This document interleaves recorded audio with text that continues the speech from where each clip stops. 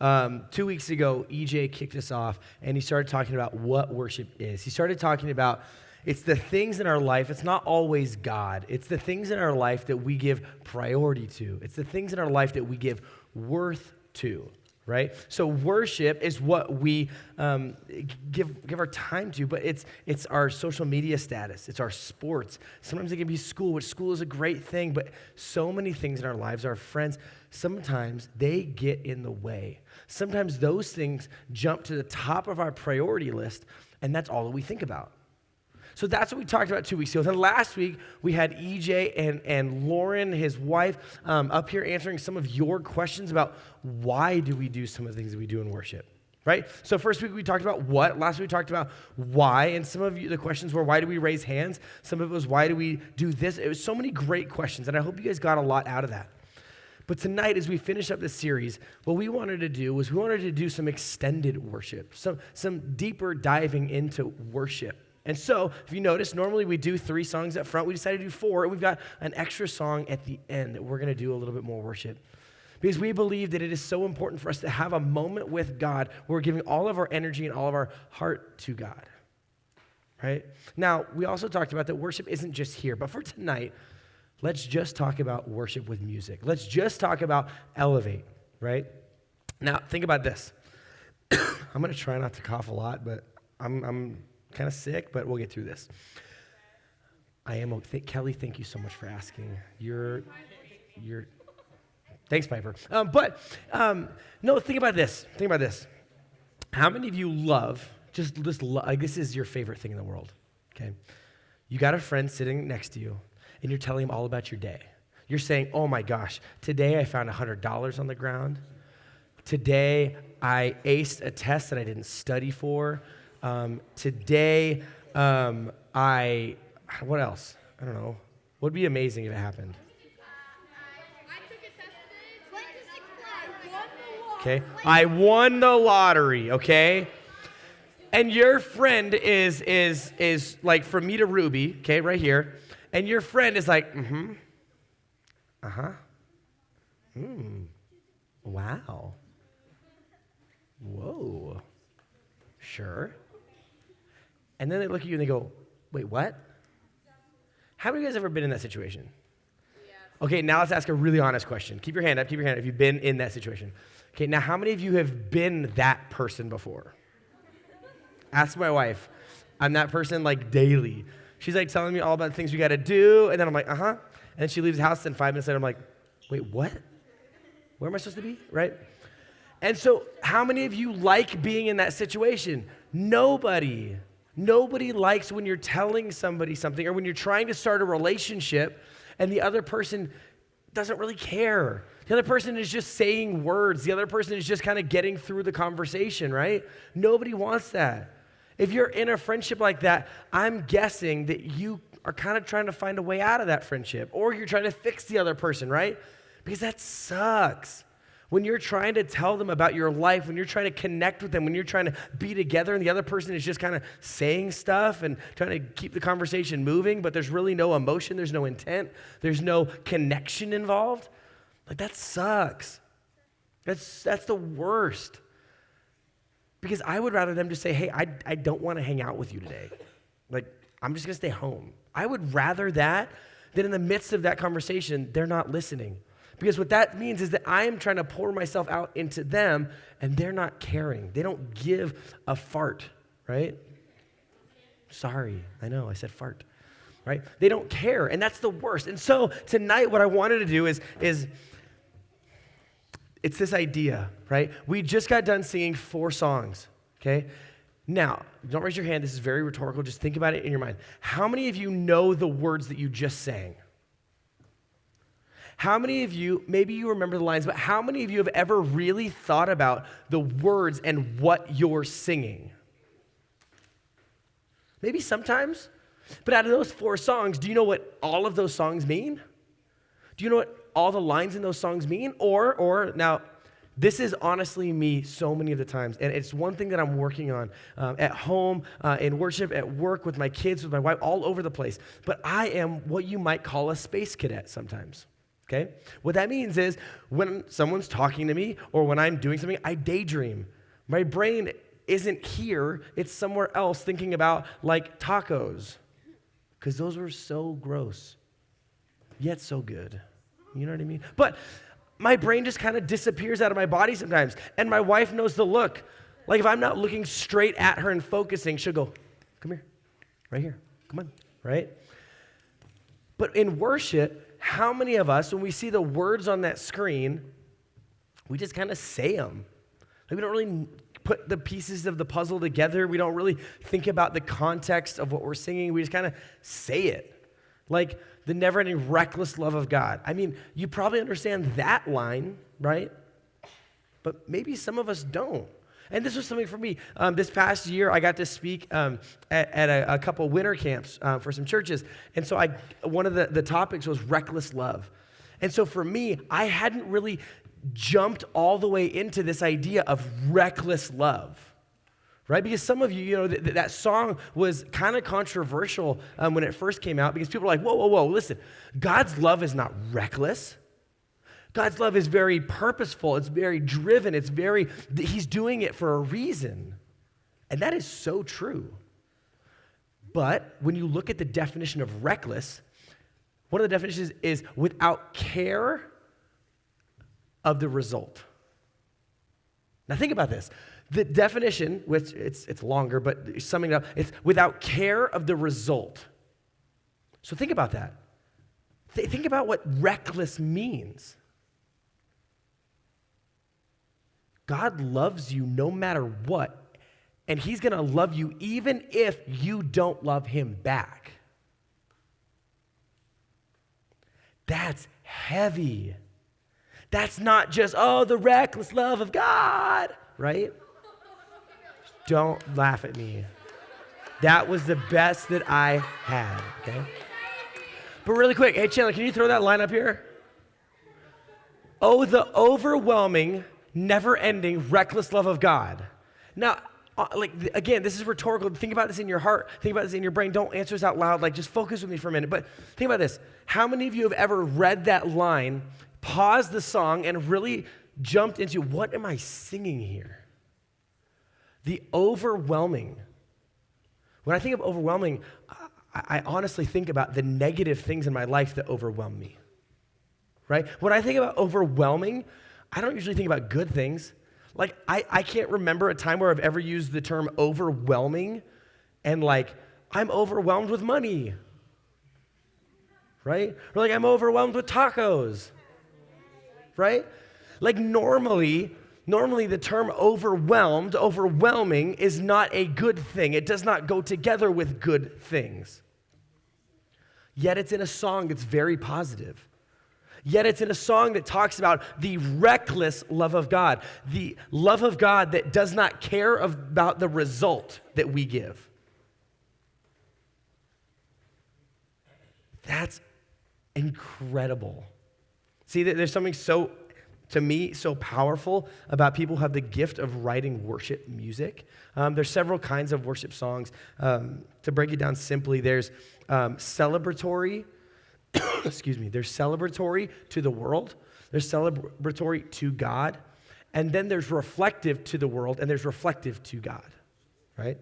Now, we're not going to really dive into that today, but that's just kind of these different ideas of songs. But think about this. The overwhelming, never-ending, reckless love of God. Now let's go back to the very beginning of that song really quick. The very first line. Before I spoke a word, you were singing over me. It's talking about before you existed, before your parents thought of you, before you were a twinkle in your mom's eye, whatever you want to say. Before all of that, God knew who you were. You see, to me, when I look at the beginning of a song, to me, that's usually the biggest part that I miss, right? The chorus is usually the big part of the song where you're going to sing it multiple times, right? But before I spoke a word, you were singing over me. Before I existed, before I got here, before I had the chance to breathe, you were there. The next line is, you have been so, so good to me. Do you guys feel that way? don't answer this out loud, but any of you not feel that way today, but you were singing that? It happens. Now, I'm not saying if you're having a bad day, I'm not saying if you feel like God's against you right now, don't sing this song. What I want you to understand is, one, I would love for each one of us to understand what we are proclaiming, what we are singing, what we are shouting back to God in communication, in relationship. But here's the beauty of it too.